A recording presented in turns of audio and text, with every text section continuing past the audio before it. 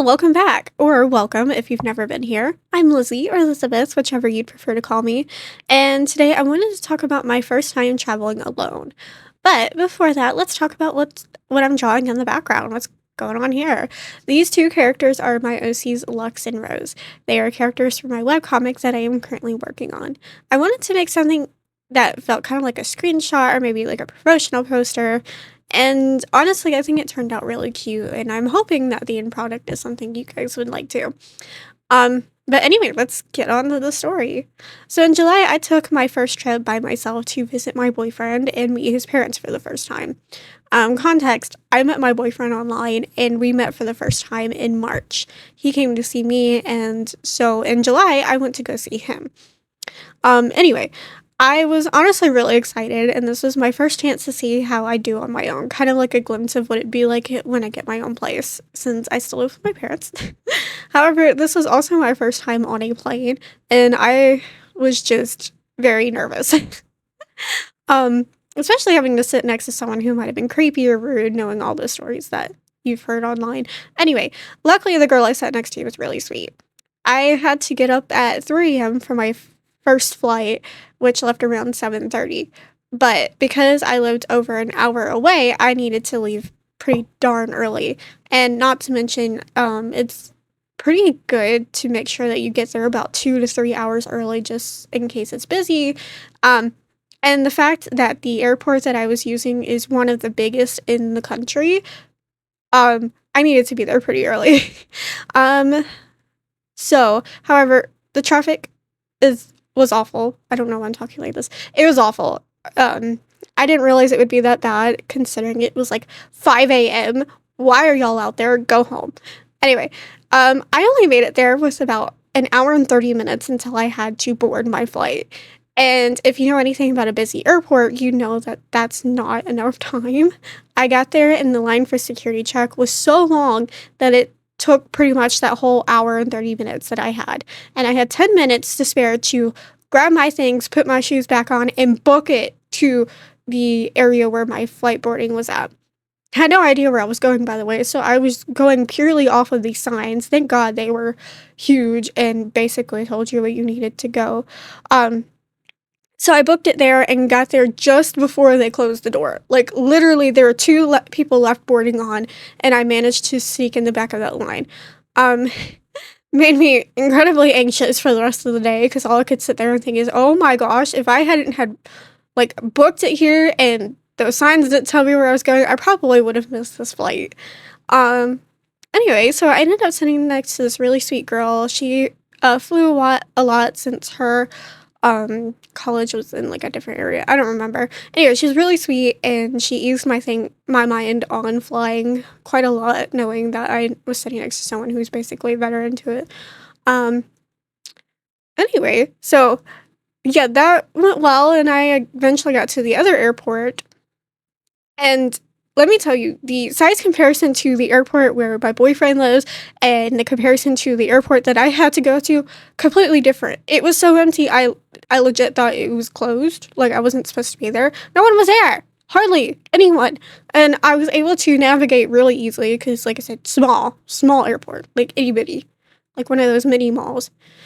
So easy. It was like, oh, thank God. Now, the trip itself was great. I loved meeting my boyfriend's parents. They're very sweet. And I got a lot of chances to have fun with them.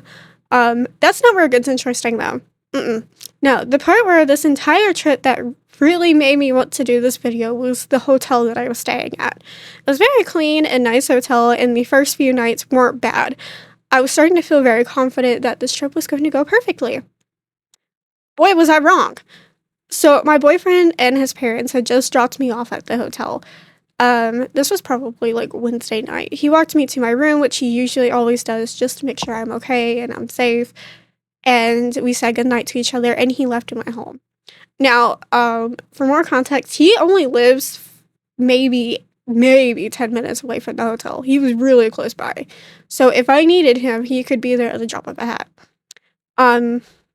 Anyway, so I said goodnight, I started to lay down and get comfortable, but something was nagging me. I was just sitting there feeling like, okay, maybe I shouldn't get too comfortable because something in me is telling me that I'm going to regret it. And the next few minutes, I was laying there and it was really quiet. I kind of muted the TV because it was really annoying, but I liked having that light there and that kind of like small background noise. I was just kind of scrolling my phone, and all of a sudden, I hear a knock at my door. And I'm like, okay, I know for a fact my boyfriend's home because he just texted me saying that he was home. Who is at the door? So I went really silent and I heard it again. And then all of a sudden, the door handle starts to start moving as if someone was trying to come in. So my first thought is, okay, let me go see who this is. So I very, very quietly snuck over to the door and looked through the peephole, and it's this weird looking guy staring in, and he had a duffel bag, and all I could think is, oh my gosh, this dude's trying to creep into my hotel room. Well, not creep in, he was trying to break in. So, I called, I didn't call, I texted my boyfriend. So again, I didn't want the guy to know I was there for some reason. In my mind, I was like, it's probably safer to not, for him not to know that I'm here alone rather than him knowing that I'm, alone. So I texted my boyfriend. I told him, you need to come back. Someone's trying to break in my room, call the cops, whichever. I don't know. I was panicking, man. I was just like, come back, please. So him and his dad are on the way, and I call the hotel downstairs and I'm like, hey, someone just tried to break into my hotel room. They're gone now, but I got a glimpse of them. Can you please check the security footage? And they're like, yeah, we'll check it. And they hang up. So I'm waiting for them. And not even 10 minutes later, my boyfriend and his dad, they're there. And they come in and they make sure I'm okay. And they ask, okay, what happened? And I was like, this dude was at my hotel, the the room door for my hotel room, and he knocked at first and he was trying to jiggle it, and he had a duffel bag and he looked really creepy, and I'm not sure what his intentions were, but I know for a fact it wasn't good. So my boyfriend's dad, he used to work for security at other hotels. So he already knew the protocol. So he went out and left my boyfriend with me to make sure I was okay and everything. He went to check the stairwell and he checked all the other floors, and he's like, I don't see anyone out there right now. That doesn't mean you're wrong. I know for a fact you're not wrong. But right now, there's not anyone out there. But he also said the weird thing is that there wasn't any security checking any of the halls. He went out there like 5 times. He checked those the stairwells and all the other floors like 5 different times while we were waiting for them to call me back. No security guard, no sign of anyone checking to make sure everything's okay. No one came to my door to ask if I was okay. No one called. We were waiting for an hour, and all of this, it started at like 11 p.m. and by the time we started getting fed up, it was 12 a.m. So my boyfriend's dad looks at me and goes, okay, look, I don't want you to feel unsafe. So I want you to grab your essentials and you're just going to stay the night with us and we'll figure this out in the morning. So I'm like, okay, fine. So I grab what I need and we start heading down. When we get down there are cops, just like 5 dudes standing outside talking, huddled up, whichever. And I'm confused. I'm like, okay, are they here for me? Did they actually call the cops an hour later? And the cops take like 5 minutes and finally go in. And on the way in, I can hear them say, 15 minutes of my life wasted. I really wanted to look at them and go, yeah, me too, dude. But more so than just 15 minutes, I was waiting an hour for these people to call the cops. So they finally go inside, and my boyfriend's dad follows after them because he's just like, I need to know what's going on. And he goes in there and he's asking, okay, what's going on here? And he takes like 20 minutes to come back out. 20 minutes for him to go in there and figure out what's going on. And in the meantime, the cops finally arrest this dude, and that's when he comes back out and explains that the guy in there that was trying to break into my hotel room was a guy who had been kind of jumping back and forth between different hotel rooms or like vacant hotels, and he would sleep in them because he was homeless, and the cops had been trying to catch him for months. And I don't know, they seemed very annoyed that they had finally got the guy. I would have been relieved. But anyway, so he was like, okay, so I went in there and I was talking to the security guard, and all I could think is, why isn't he doing his job? He didn't know what he was supposed to do. He said the dude literally was just kind of standing there as if he had never done anything in his life. So he had to not only tell the guy how to do his job, he also had to follow the guy to make sure he was doing said job correctly.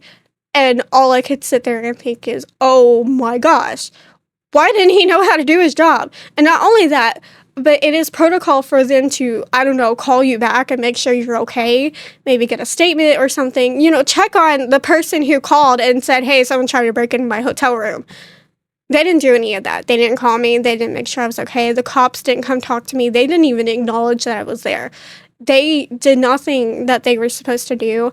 And my boyfriend's dad was pissed off. He was like, they don't know what they're doing. None of this was professional. And I'm honestly really pissed off at how they handled this, because they were supposed to make sure you were okay. And they were supposed to go check all the floors and the stairwells. They were supposed to do all of this, and they didn't do that. I had to do their job for them. Um, and when the cops finally brought him out, I was like, okay, well, I'm safe now. I'm a little upset because I just wasted basically 2 hours of my life for them to not handle it how they were supposed to. And my boyfriend's dad looks at me and goes, okay, well, do you feel safe enough to stay here, or would you like to come back with us? Because that's not really a problem.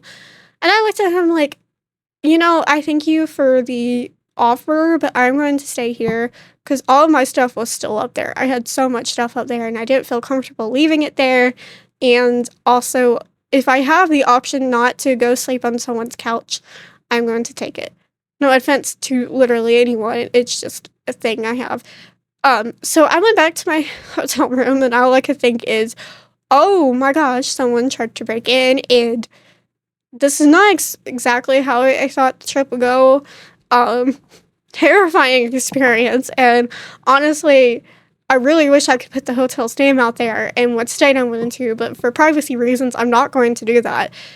Just know that they weren't professional at all, and I hope they get fired from that job, because I'm sorry, you just don't handle things that well, like that way. You don't just not call the person back or take an hour to call the police. Or if they did call the police right away and they were checking the security footage, why did it take an hour for the police to get there? When I know for a fact that the police station was not even a 5-minute drive. We could have walked there. They were close by. So why did it take them an hour to get there when, they're so in there feeling unsafe? And it just boggles me that it took so long for this situation to get handled. And just the cops complaining that they were wasting their time being there too. Yeah, no crap. I wonder how I feel. I mean, anyway, enough ranting about that. My boyfriend's dad handled it amazingly, and I'm so glad that they were there. They were there at the drop of a hat. They stayed with me the entire time. And in fact, my boyfriend was a little reluctant to let me stay there, because he was like, I just don't know if anything else is gonna happen, but I told him I'd be fine.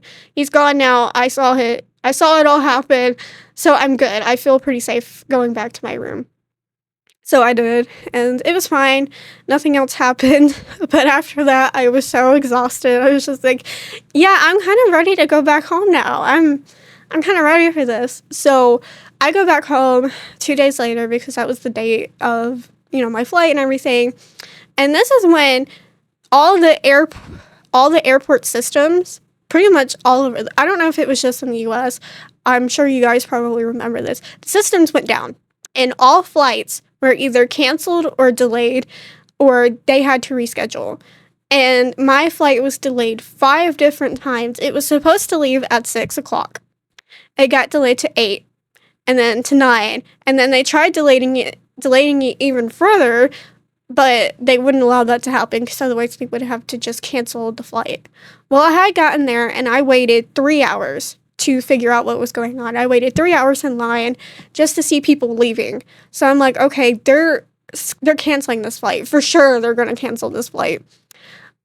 No, they didn't cancel the flight, and they made me wait there for 5 hours and wouldn't let me reschedule.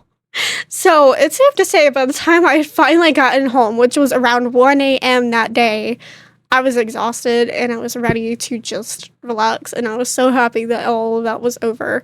Not to say that the trip wasn't great, because it was, and like I said, my boyfriend's parents were amazing, and his dad made sure that I felt comfortable and safe, and honestly, I really enjoyed it. However, I would not recommend a hotel room that does not, or like a hotel that does not seem very professional. I should have seen the signs. There were definitely signs that they weren't going to be professional about anything. They didn't care who was coming in. I'm pretty sure that my boyfriend could have like stayed there. He didn't. He did not. But I'm pretty sure he could have stayed there and they would not have cared. Whereas any other hotel room, you would have to say, "Hey, this person's coming up," or at the very least, they would have paid attention to that. They didn't care. It was like, I don't know. I could go on about like for hours about that hotel, but all of this to say that I'm okay. Obviously, I'm fine. But if things aren't being handled professionally, I would recommend you taking it into your own hands because for all I know, they could have not called the cops and I could have gone back with my boyfriend and just had to cancel the rest of the nights at that hotel room because they decided not to handle it properly. um But thankfully, I didn't have to do that because that would have been a hassle. I already know how it is trying to cancel a hotel room and get the money back. It's a whole ordeal, and I'm just grateful that I didn't have to deal with that. Not to mention the flight experience. That was, a whole thing on itself, and I could probably do a very detailed video on that. um, but yeah, I'm, grateful to be here, and like I said, my boyfriend was great. I'm very grateful to have him, and if you're listening to this, and I know you are, thank you. I'm glad you guys stayed this long. If you have, please let me know in the comments if you have any horror stories of your own of traveling alone or maybe with somebody. Did someone else try to break into your room? If so, please tell me in the comments. Or do you have any horror stories about the airport? Tell me that. I'm more than willing to listen.